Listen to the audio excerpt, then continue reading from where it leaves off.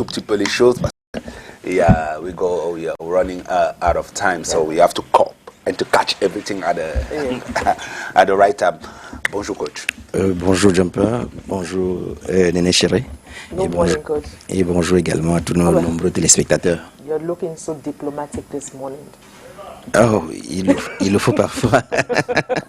Alors comment ça s'est passé déjà au village? Oui, au village, c'était pour accompagner un ami qui a perdu sa maman. Ça s'est passé bien. Oui, ça se passe toujours bien, surtout quand ceux qui viennent à l'enterrement s'interrogent pas pourquoi est-ce que le mort est déjà mort, pourquoi est-ce qu'il est parti, mais ce que on doit penser à notre départ, nous aussi, si tous ceux qui sont là et aujourd'hui devraient être à votre propre départ, qu'est-ce qu'ils seraient en train de penser?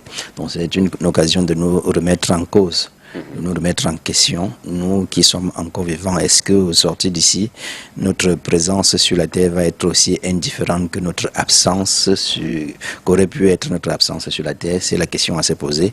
Et c'est d'ailleurs pour cette raison que c'est important d'y penser et ensuite de se plonger dans la réalisation ou bien dans le développement de son projet de vie. Parce qu'il ne s'agit pas. Well, yes, maybe you wanted to say something. No. I love the link. How you put it. The link.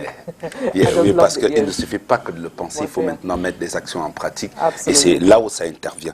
On a commencé à parler justement, on était dans le projet professionnel et là on parlait de la montée en grade en fait, de la hiérarchisation, monter dans la hiérarchie. Oui, effectivement, voilà. C'était monter dans la progression hiérarchique. Parce qu'il faut noter que la progression hiérarchique fait partie de notre projet professionnel et notre projet professionnel qui est également une composante des nombreux des 8 projets ou bien des 8 domaines de vie que nous avons, à savoir le domaine professionnel, le domaine financier, le domaine intellectuel, le domaine social, le domaine familial, le domaine santé, le domaine loisirs, repos et récupération et bien sûr le domaine spiritualité. Ce sont ces domaines de vie sur lesquels nous devons travailler sous forme de projet pour avoir une vision claire de ce que nous sommes venus faire sur la terre afin que notre mission sur la terre ou bien notre raison d'être soit certainement bien accomplie. Donc pour que cela se fasse, il faut que nous travaillions sur le projet nous avons parlé d'autres projets, il faut que nous travaillions éventuellement sur le projet professionnel. Et dans le projet professionnel, on peut nous-mêmes devenir entrepreneur et établir notre propre, nos propres activités. Nous pouvons décider de faire avec quelqu'un en étant employé. Et c'est dans cette employabilité-là que nous étions et nous avons parlé déjà jusqu'ici de comment est-ce que l'on peut garder son poste de travail, comment est-ce que l'on peut être intéressant et intéressé par notre employeur et par ce que nous sommes en train de faire, comment est-ce que nous pouvons créer un réseau professionnel qui nous consolide dans l'activité ou bien dans l'excellence que nous pouvons produire. Et aujourd'hui, toujours dans cette optique ou bien dans cette lignée, nous devons voir comment est-ce que rentrer dans une entreprise, nous pouvons continuer à progresser dans une ligne hiérarchique, parce que cette ligne hiérarchique viendra nourrir nos finances. Vous progressez, ça se compense également par les finances, donc ça nourrit votre projet financier. Et si vous avez assez de finances, cela va nourrir votre projet santé, vous aurez de quoi vous soigner. Vous savez qu'il y a beaucoup de personnes qui décèdent là à l'hôpital parce qu'ils n'ont pas de quoi se soigner. Et il y a beaucoup de personnes qui sont dans cet entourage-ci. Vous voyez, si vous devez avoir un AVC, qu'il y ait un avion médicalisé parce que vous avez votre argent, vous voyez que le projet professionnel vient nourrir le projet financier, qui vient nourrir le projet santé et qui vient également consolider votre vie sociale, parce que qui a de l'argent, qui a les finances, a aussi une grosse considération sociale. Ce ne va pas être celui-là qui en ce mois d'août va ouvrir les nombreux casiers de biens, les nombreuses bouteilles de biens dans les casiers avec ses propres dents. Néné Chéri semble être complètement d'accord avec cette manière de voir en fait ce lien qu'il y a entre toutes ces différents planifications, différents pans de notre vie en fait qui sont liés d'une manière ou d'une autre. Il faut quand même rappeler que voilà, on aimerait quand même qu'il y ait aussi la couverture santé universelle qui va permettre en fait à tout le monde de pouvoir avoir droit à des soins, mais ça ne veut en aucun cas dire qu'il faut rester et croiser les bras, parce qu'en fait c'est l'argent que vous travaillez qui permet de soigner la personne qui se retrouve à côté de vous.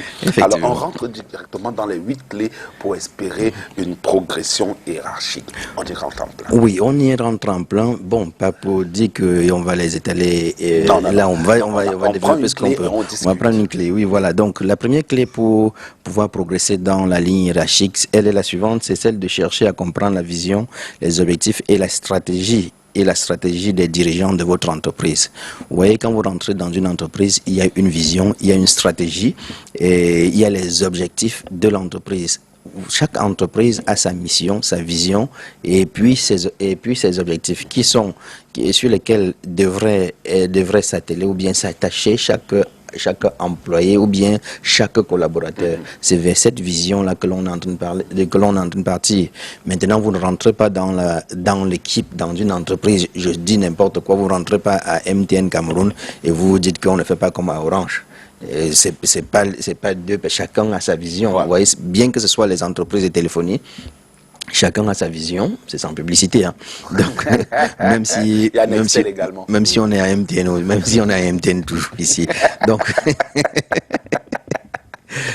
on rentre pas dans une entreprise, on se dit non, j'apporte ma vision et on doit suivre cette vision-là dans l'entreprise. L'entreprise a sa vision et c'est autour de cette vision-là que l'équipe de direction s'attelle à travailler pour la dupliquer au N-1, le N-1, au N-2, au M-2, au M-3 jusqu'à ce qu'on arrive à la même courante. Donc, si vous rentrez, je veux dire, quelle qu'en soit votre capacité, quelles qu'en soient vos forces, vous devez vous atteler à développer cette vision-là. Or, malheureusement, nous avons plein de personnes aujourd'hui qui rentrent dans les entreprises et se disent, le chef là, il connaît même quoi.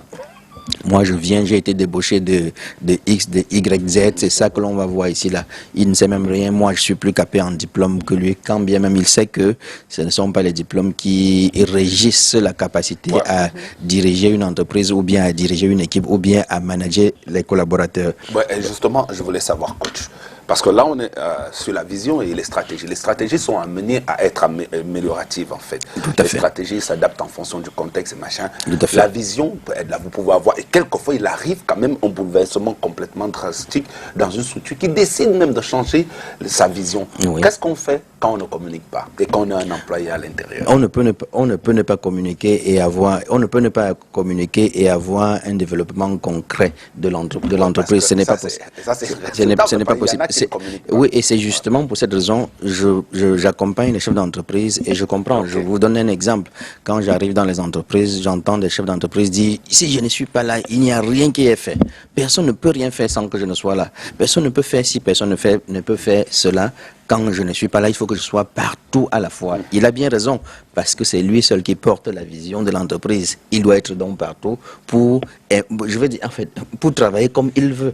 Si vous voulez que les gens soient avec vous, vous devez dupliquer. C'est le patron, c'est le dirigeant, c'est l'équipe de direction qui duplique sa vision, parce que la vision, c'est une vue imagée de ce que vous voulez pour les 5 prochains jours, pour les 5 prochains mois, pour les 5 prochaines années. C'est vous qui avez cette vue imagée. Comment voudrez-vous que ceux qui ne voient pas ce que vous êtes en train de voir soient en train de faire avec vous? Donc c'est une faute grave de ne pas avoir déjà de ne pas avoir de vision claire et par la suite de ne pas pouvoir dupliquer cette vision avec ses collaborateurs.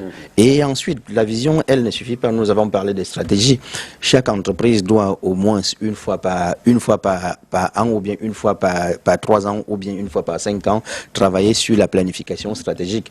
La planification stratégique comporte l'analyse stratégique qui vous permet de comprendre, de comprendre ce que vous avez à l'instant précis, quels sont les acquis que vous avez à l'instant précis, quelles sont les difficultés que vous avez à l'instant précis, ça c'est l'analyse stratégique, et ensuite de faire une orientation stratégique, c'est-à-dire se projeter dans le futur pour dire maintenant qu'est-ce que l'on va faire au département commercial, au département administratif, au département financier, qu'est-ce que l'orientation stratégique, et ça se travaille en groupe, ça se travaille en équipe.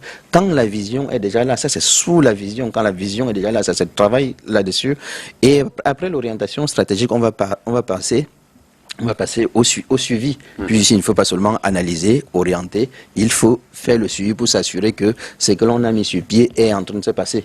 Vous voyez comment, si vous rentrez dans une entreprise, vous êtes obligé à partir de ce moment, non seulement de connaître la vision, d'accompagner votre supérieur dans son, je veux dire, dans la vision, dans ses objectifs à atteindre, qui sont liés à la stratégie et ensuite à la vision. Donc c'est très important de ne pas se mettre en porte-à-faux quand bien même vous avez les idées, mettez-vous ensemble, quand bien même vous avez les idées, mettez-vous ensemble pour que ces idées-là puissent triompher à travers la stratégie, à travers la vision et les objectifs que vous vous êtes fixés. On est donc d'accord, ça veut dire que la communication à ce niveau-là, c'est le point clé en fait, oui, c'est la communication.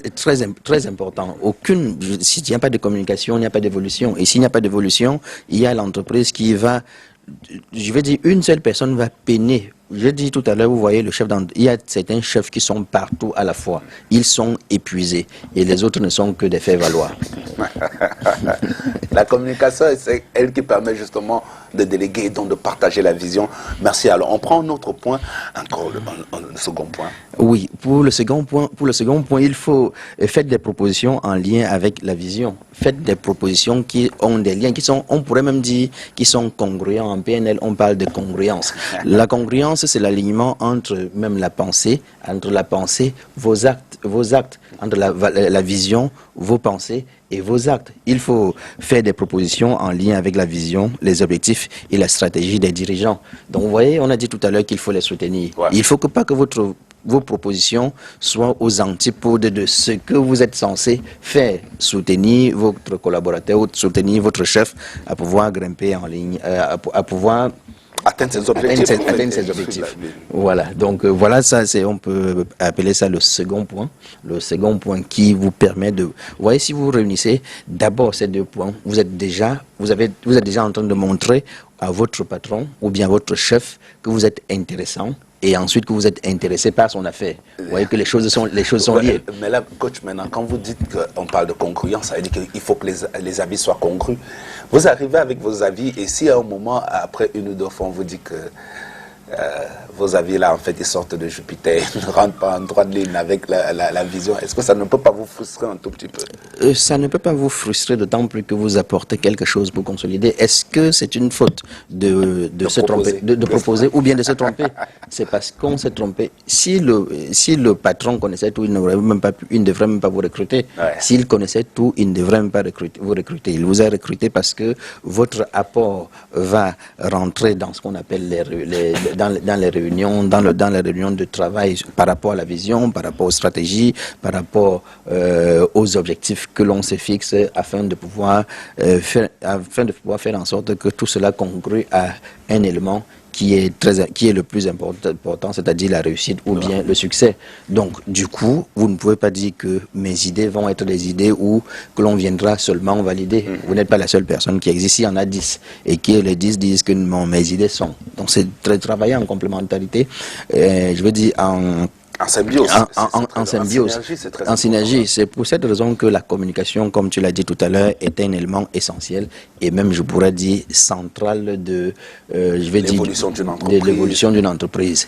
Et ça, tout ceci est fait pour que les gens puissent travailler ensemble, en étant ensemble. Vous savez que le but d'une équipe, le but d'une entreprise, c'est de faire ensemble. Et pour faire ensemble, il faut être ensemble. Et pour être ensemble, il faut également cette congruence en termes d'idées, cette congruence en termes de vision, cette congruence en termes d'objectifs et puis de stratégie. Tout le monde doit... C'est comme une équipe de football. Tout le monde doit se sentir investi de toutes les façons. Effectivement. C'est très important. Alors, ne vous sentez pas refréné dans vos ardeurs si une idée n'a pas été prise en considération. En fait, c'est à ça que sert aussi le brainstorming, effectivement, des idées qui peuvent être évoluer avec le temps et d'autres encore mettre de côté. Donc, ne vous sentez pas frustré. Et tu fais très bien de le dire en parlant de brainstorming, parce que il y en a qui font continuellement des réunions dans lesquelles il y a une seule personne qui parle. C'est-à-dire, il vous a réuni le chef le matin et il vous dit, je pense que ça va être comme ceci. Oui, il y a le collaborateur qui apporte ses idées, il y a le chef qui apporte ses idées. On fait un brainstorming, on travaille pour même la vision dont on est en train de parler. C'est très difficile. La vision doit toujours être revue. J'ai parlé de la planification stratégique. La vision doit être toujours revue après 1 an, après 3 ans ou bien après 5 ans. Ouais. Et pour cela, qu'est-ce qui va se passer? C'est que tout le monde va se mettre là pour être comptable de la vision, travailler sur cette vision pour être comptable de la vision. On peut prendre des jours, on peut prendre des semaines pour ne travailler que sur la vision de l'entreprise. Parce que quand la vision de l'entreprise est là, la motivation est là. Quand la motivation est là, il y a déjà un tiers, je veux dire un tiers de réussite des objectifs qui vont être fixés. Parce que pour réussir dans l'accompagnement des équipes, il y a 3 éléments. Le premier élément, c'est de pouvoir être clair en tant que patron, en tant que chef, d'être clair sur son projet, sur ses objectifs, sur ce que l'on veut. De 2, de savoir si votre collaborateur, il est motivé. Et de 3, de savoir que votre collaborateur, il a les compétences. Donc, est-ce que j'ai bien clarifié ce qu'il a envie de faire? Est-ce que il est compétent pour m'apporter ce que je désire comme objectif de fin? Est-ce qu'il est motivé? On peut bien être compétent sans être motivé. On peut être motivé sans être compétent. On peut être motivé et compétent sans avoir une idée claire de là où on est en train d'aller. Très important, très important. Les éléments, je préfère qu'on énumère rapidement le 3e point. On va le développer avec les autres. Ça, c'est 8 points, 8 clés en fait. C'est des clés, pas des points, c'est des clés justement pour espérer monter. Après, on dit espérer, en fait, ce n'est pas obligatoire. Il faut déjà pouvoir les implémenter parce qu'ils vous aident au-delà de toute autre chose, de rester dans votre accomplissement personnel en ce qui concerne votre projet. Oui, mais je ne pense même pas que ce soit pour espérer parce que il n'y a aucune entreprise, aucun chef d'entreprise qui saura que vous avez un apport efficace qui lui permettra de gagner de l'argent et de vous laisser traîner. Ça, c'est donc, clair. je pense que ce sont les 8 clés qui vous permettent, si vous suivez minutieusement ces 8 clés, vous aurez de la progression en ligne hiérarchique. Donc, on pourra continuer la prochaine fois si on le fait. Oui, super. Je préfère qu'on l'énumère pour qu'on relance à partir de qu'on l'énumère quand même le 3e. Oui, le troisième, c'est de pouvoir démontrer un engagement ferme dans la poursuite des objectifs de l'entreprise. Vous voyez que ça rentre là, dans ce que j'ai appelé la fois dernière, être intéressant et intéressé. Il faut démontrer un engagement ferme dans la poursuite des objectifs de l'entreprise. Ce n'est qu'à ce titre-là que le patron ou bien votre chef hiérarchique peut penser à un mode de management qu'on appelle la délégation. Il ne peut pas vous déléguer des tâches tant que vous n'avez pas montré un engagement ferme à pouvoir, à pouvoir poursuivre les objectifs de l'entreprise. Donc, vous allez grimper en ligne hiérarchique parce que vous êtes capable de vous engager dans les objectifs de l'entreprise. Et du coup, vous voyez que si on peut vous déléguer, ça veut dire que vous pouvez assumer plus tard ces responsabilités-là. Donc, vous êtes déjà sur la pente ascendante de cette ligne hiérarchique-là. Ok, super. Allez, merci coach. Là, c'est les 3. On est au niveau des 3. On a entamé 2 clés. On va développer la 3e dès vendredi. C'est rien d'autre ne se passe. Vendredi, il n'y a pas des oiseaux de mauvais augure là qui tournent autour de moi. Il n'y a rien qui va se passer et on serait là. Ok, merci. Allez, transition et derrière, on parle de mots et expressions avec Amine Bissem. Transition, Eric.